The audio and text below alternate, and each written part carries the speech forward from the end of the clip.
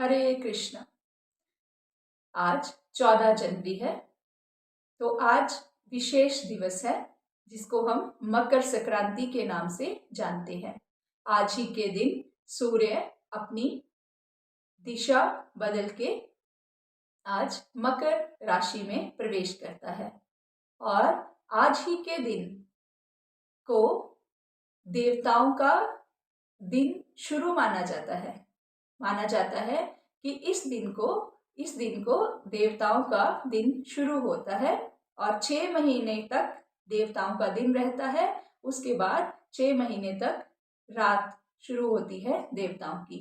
तो आज ही का दिन देवताओं का दिन शुरू होता है, जिसके कारण आज से लेकर 1 महीने तक शिवरात्रि तक आज सुबह स्नान करने का बहुत ही महत्व है। हो सके तो ब्रह्म मुहूर्त में स्नान करना चाहिए। अगर हम किसी नदी पर जा सकते हैं तो बहुत ही शुभ है। अगर हम गंगा यमुना नदी में स्नान कर सकते हैं तो बहुत ही शुभ है। अगर नहीं कर सकते तो घर में ही स्नान के पानी में गंगा जल को जरूर मिला लें। और क्योंकि ये देवताओं का दिन शुरू होता है तो जब हम सुबह उठते हैं तो क्या करते हैं, नहाते हैं। इसलिए 1 माह तक 1 महीने तक स्नान का विशेष महत्व है। तो सभी सुबह जल्दी उठ के नहाना शुरू करें। और आज के दिन का और भी खास महत्व इसलिए है क्योंकि यही वह विशेष दिवस है जिस दिन भीष्म पितामह ने अपना देह त्याग किया था। आप सबको मालूम ही है कि भीष्म पितामह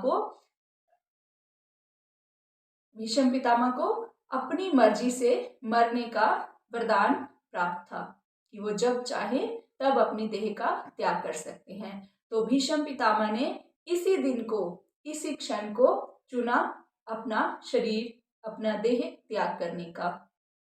एक श्लोक है भागवतम के पहले स्कंद के 9वें अध्याय के 29वां श्लोक है ये।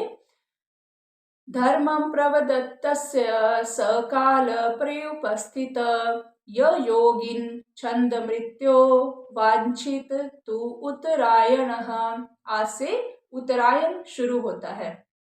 तो इसलिए जो भीष्म पितामह थे वो इसी क्षण का वेट कर रहे थे, क्योंकि जब भगवान श्री कृष्ण युधिष्ठिर को लेके जब महाभारत का युद्ध जीत लिया गया था तो भगवान युधिष्ठिर को लेके भीष्म पितामह के पास आए थे कि उनसे तुम ज्ञान लो, क्योंकि युधिष्ठिर बहुत ही दुखी थे कि मैंने अपने सारे कजन्स को, भाइयों को मार दिया और अब मैं ये राज कैसे भोग सकता हूँ। तो वो बहुत ही उदास थे।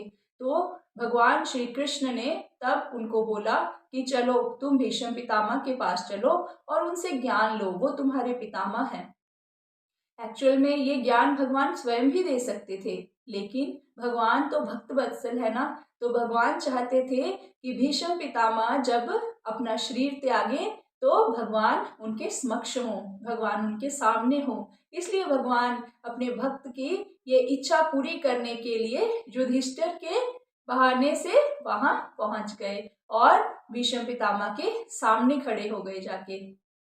तो भीष्म पितामह ने जब ही सूर्य उत्तरायण में प्रवेश किया, तभी भीष्म पितामह ने भगवान श्री कृष्ण के दर्शन करते करते आंखें खुली रखी और दर्शन करते करते शरीर को त्याग दिया। जब भीष्म पितामह व्रती पर कर्तव्यों का वर्णन कर रहे थे तभी सूर्य उत्तरी गोला अर्ध की ओर चला गया। इच्छा अनुसार मृत्यु का वरण करने वाले योगी इस अवधि की कामना करते हैं। श्रीमद् भगवद गीता के 8वें अध्याय के 24वें श्लोक में कहा गया है कि स्वरूप सिद्ध आत्माएं जिन्होंने परमेश्वर के हित को ही सब कुछ मान रखा है, सामान्य रूप से अग्निदेव के तेज के समय तथा जब सूर्य उत्तरायण होता है तभी अपना शरीर त्यागते हैं और इस प्रकार दिव्य आकाश प्राप्त कर सकते हैं। वेदों में ऐसे काल को देह त्याग के लिए शुभ माना जाता है और सिद्ध योगी इसका लाभ उठाते हैं। तो हम अभी भगवद गीता के जो हमें बताया गया है 8वें अध्याय का 24वां श्लोक भी हम देख रहे हैं।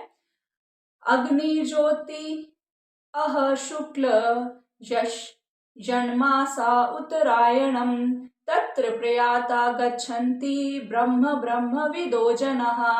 अर्थात जो परब्रह्म के ज्ञाता है वे अग्निदेव के प्रभाव में, प्रकाश में, दिन के शुभ क्षण में, शुक्ल पक्ष में और जब सूर्य उत्तरायण में रहता है उन 6 मासों में, 6 महीनों में, क्योंकि ये 6 महीने आज से लेके 6 महीने ये जो है ये देवताओं का दिन माना जाता है। उन 6 महीनों में इस संसार से शरीर त्याग करने पर उस परब्रह्म को प्राप्त करते हैं, तो उन्हें सीधा भगवान की दिव्य ज्योति में समाहित हो सकते हैं। तो इस तरह से आज का दिन बहुत ही शुभ है।